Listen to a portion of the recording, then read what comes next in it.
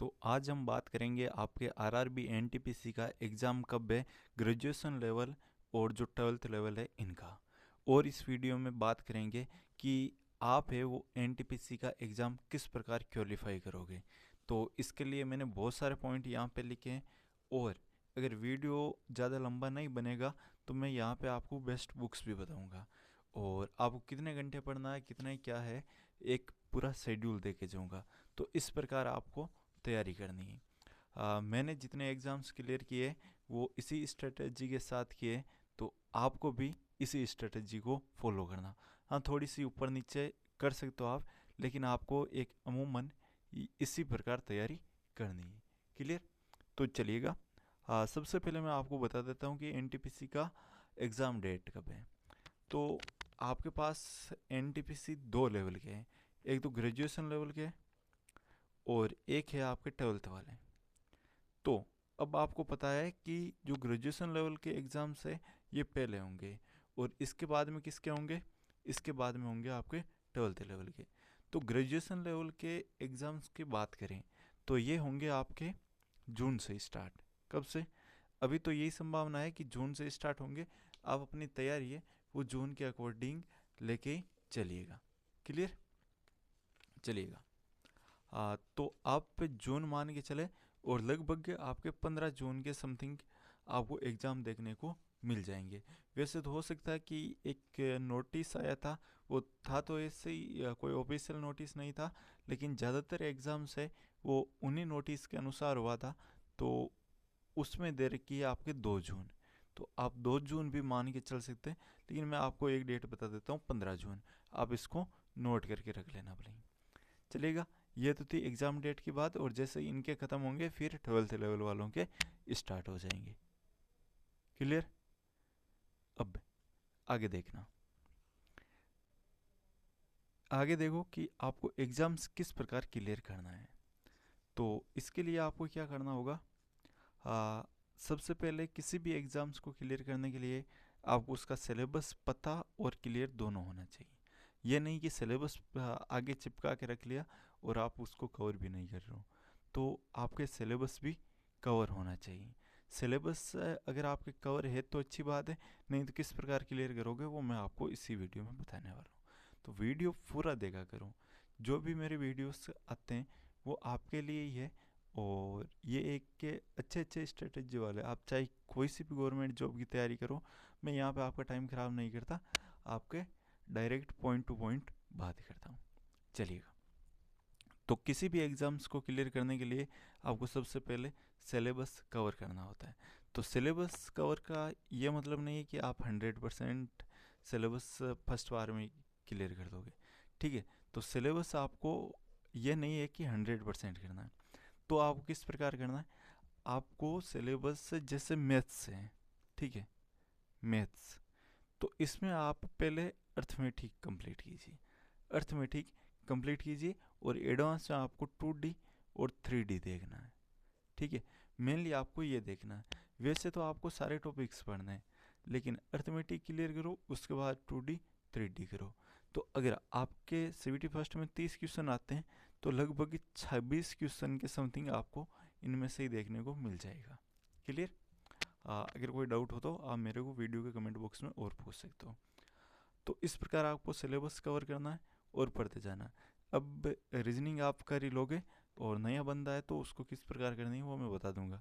मैं मान रहा हूँ कि लगभग आप थोड़ी बहुत तो कहीं ना कहीं तैयारी कर चुके हो, महीनों, महीना 1.5 महीना, ठीक है, कम से कम। चलेगा, फिर आता है इसमें एक जीके जीएस का पोर्शन, जीके जीएस का पोर्शन है। तो इसको क्या करना है, आपको साथ के साथ पढ़ते जाना है। आ, इसमें मैंने आपको देखो आगे किस प्रकार कितना पढ़ना है वो भी बता रखा है, तो मैं यहाँ पे आपकी सारी चीज़ें क्लियर कर दूंगा। ठीक है? तो नॉर्मली आपको सिलेबस कवर करना है। जो जो आपके टॉपिक दे रखे हैं वो आपको सिलेबस कवर करना है। और इसमें मेन इंपॉर्टेंट टॉपिक कौन से, इसका मैं आगे वीडियो लेके आ जाऊँगा। फिर आपने सिलेबस किया, सिलेबस करते हो तो उसके साथ साथ आप रिवीजन भी किया करो। ठीक है?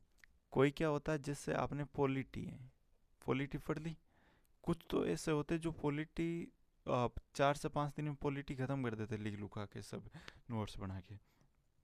तो वो भी ठीक है, करने वाले कर सकते हैं, लेकिन जब तक आप रिवीजन नहीं करोगे तब तक आप चाहे कितना ही नोट्स बना लो, नोट्स सजाने के लिए थोड़े होते हैं, नोट्स पढ़ने के लिए होते हैं। आपकी राइटिंग बेकार है, कोई बात नहीं, आपको समझ में आना चाहिए, आपको कोई नोट्स सेल नहीं करने। क्लियर? तो आपको अपने लिए पढ़ना है तो आप उसको, इतना राइटिंग की कोई भी आवश्यकता नहीं है, आपको बस समझ में आना चाहिए। मैंने दिल्ली पुलिस और एसएससी जीडी और ये आपके एग्ज़ाम्स किस प्रकार क्लियर किए, इसी के अकॉर्डिंग मैं आपको बता रहा हूँ। ठीक है, फिर रिवीजन कर लिया, फिर आपको मॉक टेस्ट। देखो, एक होता मॉक टेस्ट, एक होता प्रीवियस ईयर। लोग बोलते हैं कि आप मॉक टेस्ट लगाओ, लेकिन मेरा ये मानना है, मैंने तो एक ही चीज़ यूज की है कि अगर मैं 5 पेपर दे रहा हूँ, 5 पेपर, ठीक है, 5 टेस्ट दे रहा हूँ, तो उसमें मेरे 4 प्रीवियस ईयर रहते थे। कितने? 4। तो आप प्रीवियस ईयर लगाया करो, क्योंकि उसमें आपके नंबर भी आएंगे और आपको मोटिवेशन भी मिलेगा, और क्वेश्चन है जो आएंगे वो आगे इसी के अकॉर्डिंग आएंगे। हाँ, एक दो सवाल है वो पैटर्न चेंज होंगे, उसका चेंज का आपको कहाँ पे करना है ये मैं आपको बताऊंगा। अब ये प्रीवियस ईयर क्या एनटीपीसी के ही लगाने या फिर किसी दूसरे एग्जाम्स के, तो 2 मिनट का सब्र कीजिएगा। ज़्यादा रायता आपको इधर उधर नहीं फैलाना, मैं आपको हर एक चीज़ पॉइंट टू पॉइंट बता के चलूँगा।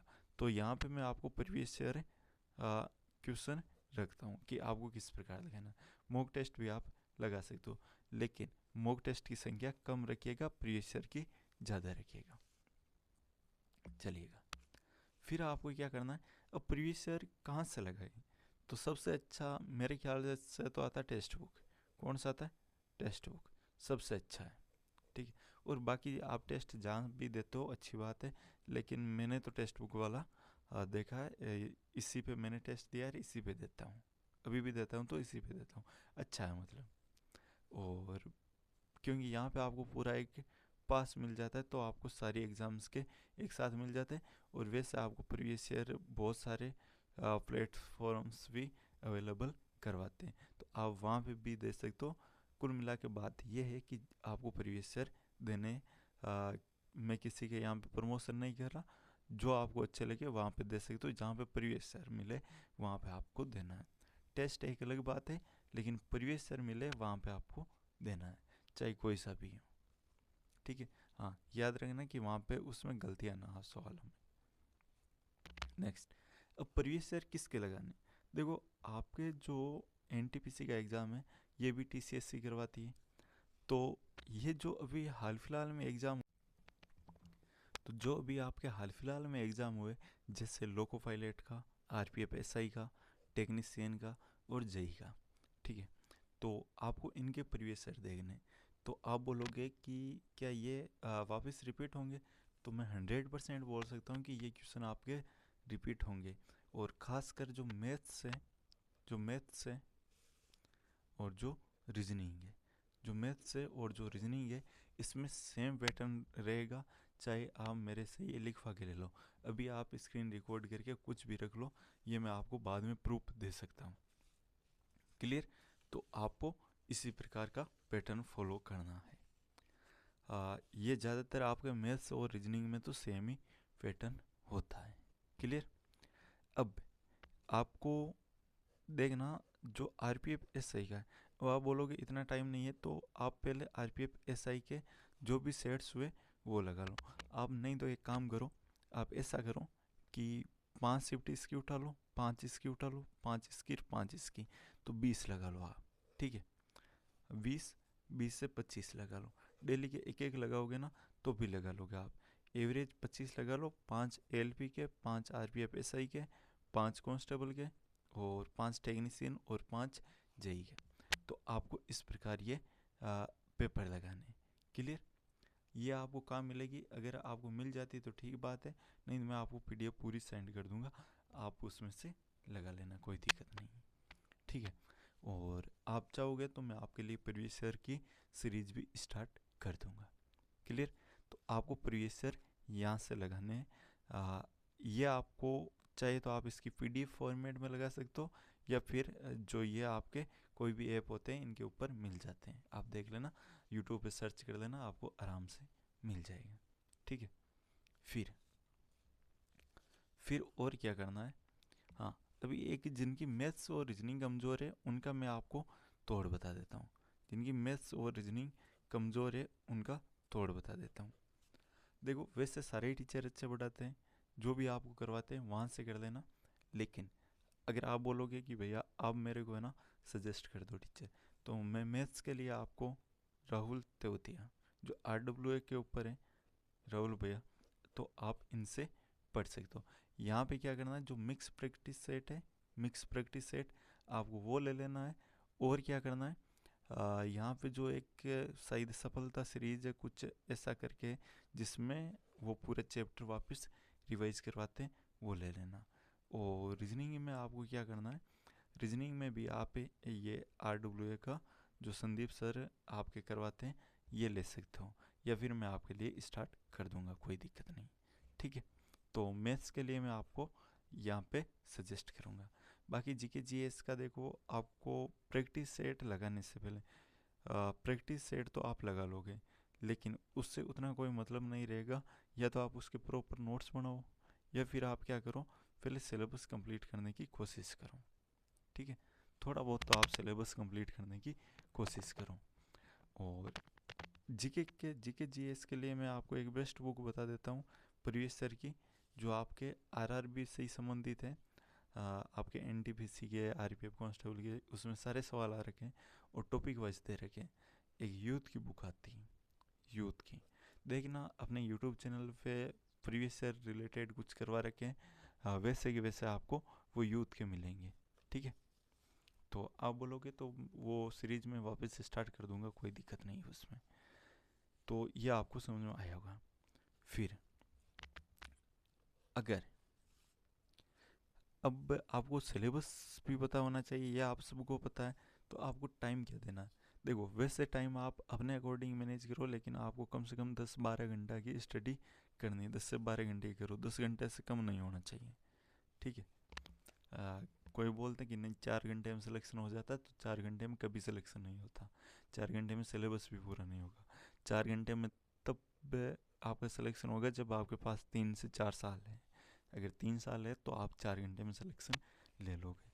लेकिन आपको जल्दी लेना है, इसी में लेना है, तो आपको 10 से 12 घंटे हमेशा निकालना ही पड़ेगा डेली। ठीक है, तो सिलेबस कंप्लीट करो, रिवीजन करो, मॉक टेस्ट दो। आपके जो CBT फर्स्ट है इसमें मैथ्स के 30 और CBT 2 में 35 है, तो ये अच्छा खासा वेटेज है। तो आपको दोनों, मतलब इन दोनों में तो अच्छा स्कोर करना ही है। देखो, जीके का पता नहीं होता, कहीं से भी आ सकता है, लेकिन इनमें तो फिक्स है कि इनमें ही आएगा। आप कितने भी कमज़ोर हो फिर भी आप 32 कर ही लोगे। ठीक है, और अच्छे हो तो 35 कर लोगे, और यहाँ पे भी 32-33 आप कर सकते हो। तो देखो, यहाँ पे आपके अच्छे स्कोर बन जाते हैं। यहाँ मान लो दोनों मिला के 60 आते हैं, तो आप 55+ आराम से कर सकते हो। CBT फर्स्ट तो हो ही जाएगा, लेकिन ऐसे बातों से नहीं होगा, इसके लिए भी आपको पढ़ना पड़ेगा। तो मैथ्स को आपको थोड़ा सा ज़्यादा टाइम देना है, 4 घंटे। रीजनिंग को आप 2 घंटा दे सकते हो। और जो जीके जीएस है इसको 4 से 5 घंटा आपको देना पड़ेगा। और अभी से आप करंट अफेयर्स पढ़ना स्टार्ट कर दो। डेली क्लासेज नहीं लेनी आपको, जो यूट्यूब पे करवा रखी होती है मंथली या वीकली, वो क्लासेज ले लो। और कोई भी मैगजीन या कोई बुक लेके आ जाओ, उससे आपको पढ़ना है। क्लियर, तो ऐसे करना है। और आपको मैं प्रॉपरली मैथ्स के इम्पोर्टेंट टॉपिक, रीजनिंग के और जीके जीएस के इम्पोर्टेंट टॉपिक बता दूंगा। अगर आप चाहोगे तो वीडियो के कमेंट बॉक्स में बताना आप मेरे को। क्लियर, तो आपको इस प्रकार पढ़ना है। यहाँ से आपके 10 घंटे का स्टडी प्लान तैयार रखना है। और ये 1 दिन नहीं, 2 दिन नहीं, 5 दिन नहीं, जब तक आपका एग्ज़ाम ना हो जाए तब तक यही आपको स्ट्रेटजी फॉलो करनी है, इसी प्रकार आपको चलना है। कोई दिक्कत आपको इसमें, तो आप बोलोगे कोई दिक्कत नहीं। तो मैंने आपको एग्ज़ाम डेट बता दी, और फिर एग्ज़ाम किस प्रकार क्लियर होता है, और सिलेबस ये आपका, और प्रीवियस ईयर कैसे कहाँ से क्या लगाना है ये बता दिया। अब आपको मैं 2 चीज़ें पूछ रहा हूँ। ठीक है, आप बताना वो आपके लिए की जाए या नहीं की जाए। अगर आप सभी उसमें रेडी हो तो ही बताना। एक तो जीके जीएस के जो प्रीवियस ईयर क्वेश्चन पेपर है वो मैं आपको टॉपिक वाइज करवा दूँ। जैसे मैंने आपको आज टॉपिक दे दिया कि वैदिक सभ्यता, और एक मान लो आपको हड़प्पा सभ्यता दे दी, ठीक है, हड़प्पा या सिंधु घाटी सभ्यता कोई भी दे दी, ये दो टॉपिक दे दी। तो मैं आपको फर्स्ट डे बोल दूंगा कि आप इनको पढ़ के आना, ठीक है, पहले वाली क्लास में बोल दूंगा कि ये आप पढ़ के आना, ठीक है। तो आप इन टॉपिक्स को पढ़ लोगे, फिर मैं बोलूँगा कि आपके इसमें लेने टेस्ट, ठीक है। तो मैं आपको वहाँ पे क्वेश्चन करवाऊँगा पूरी डिटेल के साथ में। क्लियर? आई बात समझ में? तो टॉपिक वाइज अगर आप चाहते हो तो मैं आपके साथ स्टार्ट कर दूँ, चलेगा? तो बस आज का वीडियो यहीं पे, और टाइम की हमेशा वैल्यू कीजिएगा, और चैनल को ज़रूर सब्सक्राइब, वीडियो को लाइक एंड शेयर कर दे, और सब्सक्राइब तो ज़रूर कर ही ले जब तक आपकी नौकरी ना लगे। नौकरी लगने के बाद में आप अनसब्सक्राइब कर देना। जय हिंद, जय भारत।